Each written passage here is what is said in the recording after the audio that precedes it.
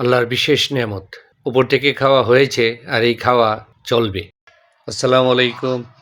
একটা আশ্চর্য বিষয় দেখাই আপনাদের। তো এই যে একটি কলার থোড় দেখতে পাচ্ছেন, এই যে কলার থোড় দেখতে পাচ্ছেন, এটা শুরু এবং শেষ কোথায় দেখেন। এখন প্রশ্ন হলো, এই যে যেতে যেতে মাটিতে ঠেকে গেছে, এখনো সে বৃদ্ধিপ্রাপ্ত হচ্ছে। তো প্রশ্ন হলো এরপরে সে যাবে কোথায়? নিচে একেবারে টাইলস দিয়ে বাধাই করা। তো নিচে এখনো তার থোড়টা মানে কলার ফুলটা এখনো রয়ে গেছে, এখনো সে বৃদ্ধিপ্রাপ্ত হচ্ছে। তো যাই হোক, এই আশ্চর্য বিষয়টি দেখেন। আশা করি এরকম জিনিস দেখে অবাক হওয়া ছাড়া আর কিছু করার নেই। সুবহানাল্লাহ বলতে হবে। আল্লাহর এই কুদরত, এই সৃষ্টি সত্যি অপূর্ব। উনি সব দেন, উনি সব কেড়ে নেন।